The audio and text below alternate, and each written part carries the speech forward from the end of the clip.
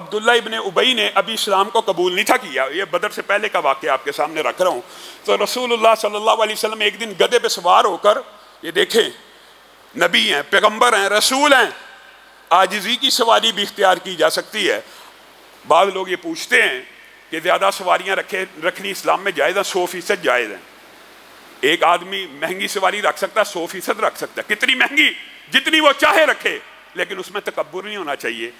اگر تکبر کی سواری ایک بھی ہو تو گناہ ہے، اور اگر عاجزی کی سواریاں 100 بھی کھڑی ہیں تو کوئی گناہ کی بات نہیں ہے۔ رسول اللہ صلی اللہ علیہ وسلم مدینے میں آئے ہیں، اب چاہیے تو یہ تھا ایک ریاست کا سربراہ، صرف سمجھانے کے لیے آپ کو کہہ رہا ہوں، ایک ریاست کا سربراہ ہے، چاہیے تو یہ تھا لاؤ لشکر کے ساتھ نکلا کرے، ایک اعلیٰ عربی نسل کے گھوڑے پہ سوار ہوا کرے، لیکن رسول اللہ صلی اللہ علیہ وسلم نے جیسے فقر کو اختیار کیا، اس طرح عاجزی کو بھی اختیار کیا ہے۔ گدھے کے اوپر بیٹھے ہوئے چل کے آ رہے ہیں، تبلیغ کے لیے جا رہے ہیں۔ جب پہنچے عبداللہ ابن ابی وہاں پہ بیٹھا ہوا تھا، ابھی اس نے اسلام کو قبول نہیں تھا کیا، اسلام کا دعویٰ یعنی نہیں تھا کیا کہ میں مسلمان ہو گیا ہوں، ورنہ تو وہ منافق خبیث، اس کا تو نام رسول اللہ نے افشاں کر دیا نا۔ جو 12 منافقین کی آپ حدیث پڑھا کرتے ہیں، ان میں یہ چند منافقوں کے نام تو رسول اللہ نے ظاہر کر دیا، ان میں سے ایک یہ بھی ہے۔ اسلام قبول کرنے کے باوجود اس کے اسلام کو اللہ نے بھی قبول نہ کیا۔ وجہ رسول اللہ صلی اللہ علیہ وسلم اس کی محفل میں داخل ہوئے اور دین کی تبلیغ کرنے لگے۔ ابھی رسول اللہ آ رہے ہیں تو کہنے لگا معاذ اللہ ثم معاذ اللہ، برے الفاظ میں، آپ ہمارے اوپر گدھے کی گرد اڑاتے ہوئے آ رہے ہیں، کوئی احتیاط کیا کیجیے، ہم سرداران بیٹھے ہیں۔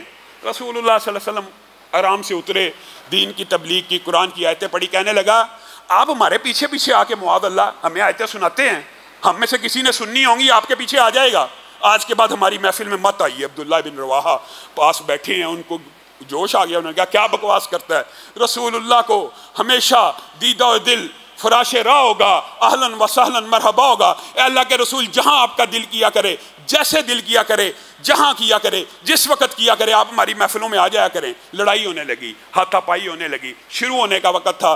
رسول اللہ صلی اللہ علیہ وسلم صلح کرا کے یہاں سے نکل گئے اور سعد بن عبادہ کے پاس چلے گئے، کہنے لگے سعد آپ انصار کے سردار ہیں، آپ ان کے سربراہ ہیں، فی الوقت جو میں دیکھتا ہوں آپ نے اسلام کو قبول کیا اور آپ نے مجھے یہاں پہ آنے کی دعوت دی، آپ کے قبیلے کے لوگ، ان میں سے عبداللہ ابن ابی ہے، اس نے میرے ساتھ آج یہ بدتمیزی کی ہے، اور میں نے بڑی مشکل اپنے ساتھیوں کو روکا کہ اس کو کچھ مت کہیں۔ اور آپ کو پتہ ہے نا آگے آئے گا واقعہ بدر سے پہلے، تو وہ بھی تفصیلاً بیان کریں گے۔ رسول اللہ صلی اللہ علیہ وسلم نے عبداللہ ابن ابی کو جان بوجھ کے کئی مرتبہ معاف کیا۔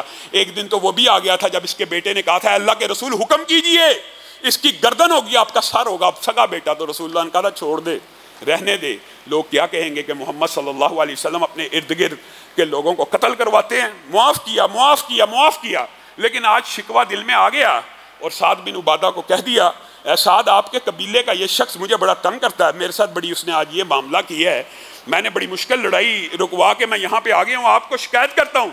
سعد بن عبادہ نے اس وقت عبداللہ ابن ابی کی ایک ایسی سفارش کی جس سے امت مسلمہ کو آج یہ خبر مل گئی۔ اس وقت انہوں نے رسول اللہ صلی اللہ علیہ وسلم کو یہ بتلایا اے اللہ کے رسول، معاملہ یہ نہیں ہے جو آپ سمجھ رہے ہیں، معاملہ اصل میں یہ ہے کہ جب آپ کی بعثت ہوئی اور مدینہ کے لوگوں نے جا کے آپ کی بیعت کرنا شروع کی، حقیقت بات یہ تھی اس سے قبل ہم عبداللہ ابن ابی کو ریاست مدینہ کا حاکم، ریاست مدینہ کا سربراہ مقرر کرنے والے تھے، یہاں تک کہ اس کی دستار، اس کا تاج، اس کی تاج پوشی کے سارے انتظامات مکمل تھے۔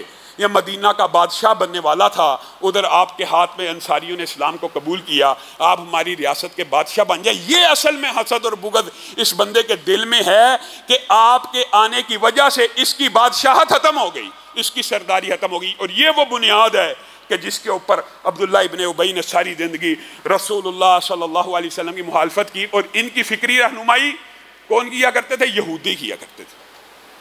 اور رسول اللہ صلی اللہ علیہ وسلم نے، آج بات آئی ہے ضمنی طور پہ، تو یہ بات جو علمی باتیں یہ بھی سمجھ لیجئے، رسول اللہ صلی اللہ علیہ وسلم نے آپ کو شروع مکہ کی زندگی میں بتایا تھا، مکہ کے مشرکین کے ساتھ رہتے ہوئے رسول اللہ نے کیا عمل اختیار کیا تھا؟ ہمیشہ مشرکین کی مخالفت کی تھی، ہمیشہ۔ کس کام کے اندر؟ میرے بھائیوں یہ بات بڑی سمجھنے کی ضرورت ہے۔ آج ہم یہ سمجھتے ہیں کہ صرف دینی شعار کا، دینی اقدار کا، مذہبی تہواروں کی مشابہت منا۔ رسول اللہ صلی اللہ علیہ وسلم نے مکہ کے اندر مشرکین کے عام دنیاوی معاملات کے جو ان کے پیٹنٹ معاملات بن جائیں، چاہے دنیاوی ہوں، کسی بھی مذہب کے کوئی دنیاوی معاملات بھی مستقل شعار بن جائیں، اس مذہب کے ساتھ نتھی ہو جائیں، تو اس کا مقام و مرتبہ بھی پھر مذہبی شعار جیسا ہوتا ہے۔ رسول اللہ صلی اللہ علیہ وسلم نے اس کی کئی مثالیں دی ہیں، آج آپ کے سامنے رکھتا ہوں۔ پہلی بات، رسول اللہ جب تک مکہ میں رہے مشرکین کے دین کے معاملات اور دنیاوی معاملات میں بھی مخالفت کی۔ مدینہ میں آ کے مساک مدینہ کیا، یہودیوں کے ساتھ اچھا گزر بسر کرنے کی نیت کی، لیکن جب ان کی مخالفتیں بھی عروج پہ پہنچ گئیں تو رسول اللہ صلی اللہ علیہ وسلم نے مدینہ آنے کے بعد سب سے پہلے جو کام کیا وہ یہ کیا کہ مدینہ کے یہودیوں، مدینہ کے عیسائیوں، یعنی کلی طور پہ اہل کتاب کے بھی دنیاوی اور دینی معاملات میں مخالفت کو اختیار کیا۔ کیا مطلب؟ یہ بات آسان کرتا ہوں آپ کے سامنے، یہاں تک کہ رسول اللہ صلی اللہ علیہ وسلم نے چند حکم ایسے دیا، آپ حیران رہ جائیں گے۔ رسول اللہ نے مسلمانوں کو حکم دیا، مسلمانوں کبھی جوتے میں بھی نماز پڑھ لیا کرو۔ یہ کبھی کا جو لفظ ہے نا، یہ میں اپنی طرف سے لگا رہا ہوں، عربی میں کبھی نہیں ہے، لیکن مفہوم یہی ہے حدیث کا۔ مسلمانوں جوتے میں بھی نماز پڑھ لیا کرو۔ جوتے میں؟ اللہ کے رسول جوتے میں کیوں؟ ہاں، اس لیے کہ یہودی، دیکھیں یہاں پہ مخالفت کیا ہو رہی ہے کہ یہودی کبھی جوتوں میں نماز ادا نہیں کریں گے۔ ان کا یہ مذہبی شعار ہے کہ وہ جوتوں میں نماز پڑھیں گے ہی نہیں، تو تم اگر کبھی پڑھ لو گے تو یہودیوں کی اور عیسائیوں کی مخالفت ہو جائے گی۔ بات سمجھ آئیے؟